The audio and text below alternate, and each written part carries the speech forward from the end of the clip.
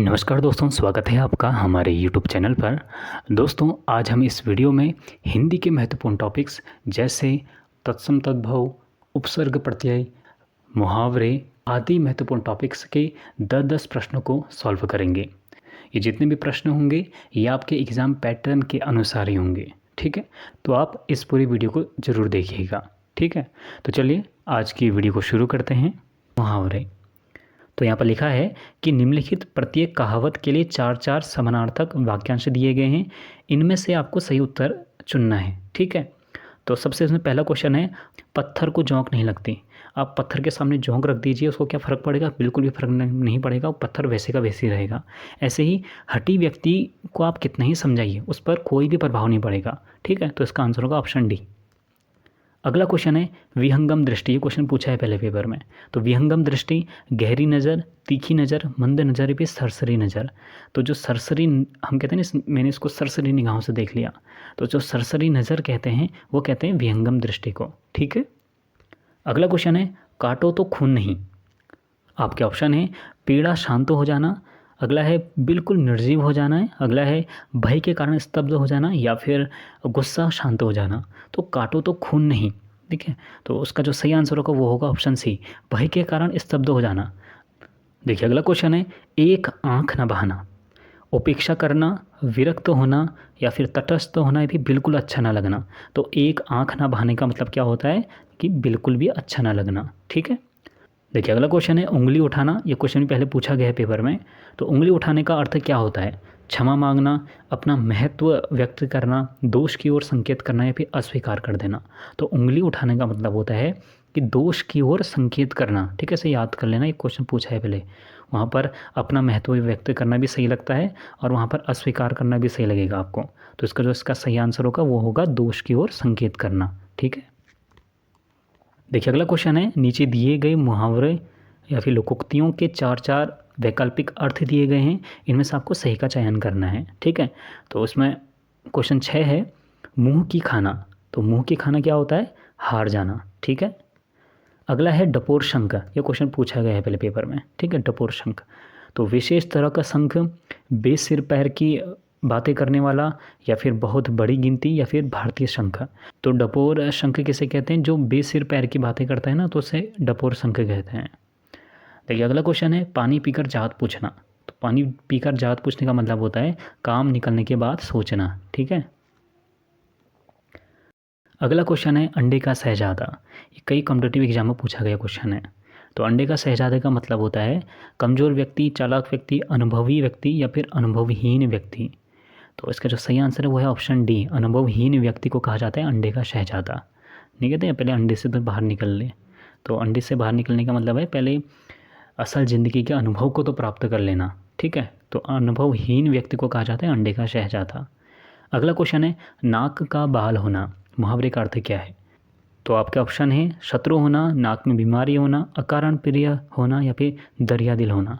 तो नाक का बाल होना का मतलब है अकारण प्रिय होना, बिना कारण प्रिय लगना, ठीक है। अकारण प्रिय होना, नाक का बाल होना। तो दोस्तों ये हो गए मुहावरों के 10 महत्वपूर्ण प्रश्न। आइए अब अगले टॉपिक पर चलते हैं। अगला टॉपिक है उपसर्ग और प्रत्यय। इससे भी क्वेश्चन आपके पूछे ही जाते हैं। देखिए उपसर्ग क्या होता है पहले इसे समझ लीजिए। उपसर्ग और प्रत्यय ये एक ऐसे शब्द होते हैं जो किसी शब्द के आगे या फिर पीछे लगकर उस शब्द का अर्थ ही चेंज कर देते हैं, ठीक है। इनके अपने कुछ विशेष अर्थ नहीं होते, लेकिन जब ये किसी दूसरे शब्द के आगे या पीछे लगेंगे वहाँ पर उस शब्द का पूरा अर्थ ही चेंज कर देंगे, ठीक है। तो इसे आप याद रखना। अब बात आती है कि उपसर्ग और प्रत्यय शब्द के आगे लगते हैं या फिर पीछे लगते हैं। आगे लगने कहने का मतलब है आगे मतलब यहाँ आगे और शब्द के पीछे।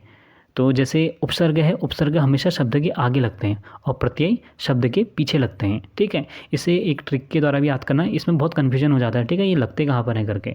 तो आप लिखना उपसर्ग। तो उपसर्ग में जो ये उप है ना, तो इसे आप तोड़ना। देखिए ऊ से उपसर्ग तो इसका मतलब ये आगे लगेंगे, और पौ से प्रत्यय, प्रत्यय कहाँ लगते हैं? पीछे लगते हैं। तो ऐसे भी आप याद कर लेना, ठीक है। स्टार्टिंग में अगर आप पहली बार पढ़ रहे हैं तो इसमें कन्फ्यूजन हो जाएगा आपको कि उपसर्ग जो आगे लगते हैं, या फिर प्रत्यय तो पीछे लगते हैं या आगे लगते हैं, इस टाइप से कन्फ्यूजन होता है। तो उपसर्ग में तोड़ लेना इसे। ऊ का मतलब उपसर्ग मतलब कि शब्द के आगे लगेंगे और पौ का मतलब है प्रत्यय मतलब कि शब्द के पीछे लगेंगे। ठीक है, देखिए इसमें पहला क्वेश्चन है मूल अकर्मक धातुओं। देखिए अकर्मक धातु किसे कहते हैं? जिन क्रियाओं को करने में हमें किसी कर्म किसी ऑब्जेक्ट की आवश्यकता नहीं होती।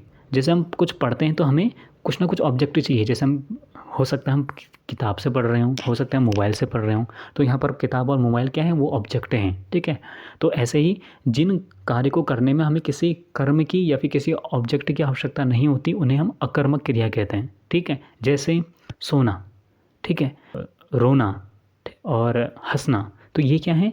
ये है अकर्मक क्रियाएं। इन्हें करने के लिए हमें किसी अन्य ऑब्जेक्ट की आवश्यकता नहीं है। अगर हमें रोने का मन होगा तो हम सीधे रो जाएंगे। ठीक है, हंसने का मन होगा तो हम सीधे हंसेंगे। इसके लिए हमें किसी और चीज़ की आवश्यकता नहीं होती। ठीक है, किसी ऑब्जेक्ट की आवश्यकता नहीं होती। और सकर्मक क्या होता है? जिसमें हमें किसी ऑब्जेक्ट की आवश्यकता होती है, जैसे मैंने किताब वाला उदाहरण दिया। तो यहाँ पर क्वेश्चन पूछा है कि मूल अकर्मक धातुओं के साथ प्रत्यय जोड़कर, प्रत्यय कहाँ जुड़ेगा? शब्द के पीछे। ठीक है, तो प्रत्यय जोड़कर बनाई गई क्रिया धातुएं क्या कहलाती हैं?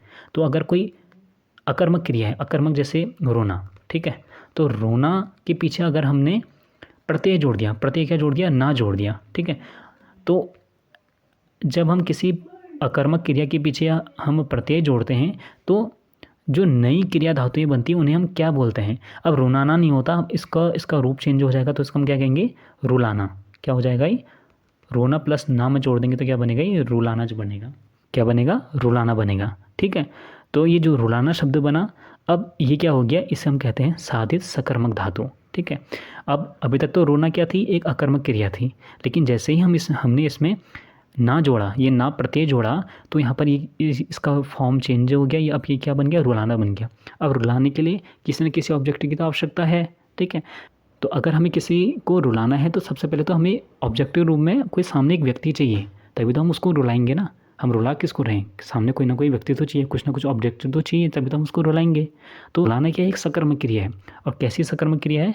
साधित सकर्मक क्रिया है। ठीक है, देखिए अगला क्वेश्चन है कौन सा प्रत्यय हिंदी भाषा में बहुवचन के रूप में जाना जाता है?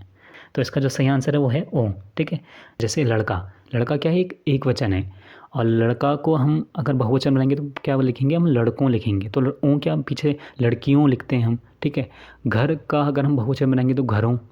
तो जो पीछे से ओ जोड़ रहे हैं तो ओ क्या है? ये एक प्रत्यय है, और कैसा प्रत्यय है? बहुवचन प्रत्यय है। ठीक है, देखिए अगला क्वेश्चन है कहावत शब्द में प्रयुक्त प्रत्यय कौन सा है? तो कहावत को आप तोड़िए, क्या बनेगा? कह धन आवत। ठीक है, कह धन आवत। तो जब आप इसको तोड़ेंगे ना तो एक अर्थपूर्ण शब्द बनना चाहिए। ऐसे नहीं कि क धन हावत लिख दिया, तो क का मतलब क्या है? कुछ भी नहीं है। तो कह मतलब क्या होता है? तो कह मतलब कहना होता है। ठीक है, तो ये एक अर्थपूर्ण शब्द बन रहे हैं। तो कह धन आवत, आवत आवत क्या है? एक प्रत्यय है।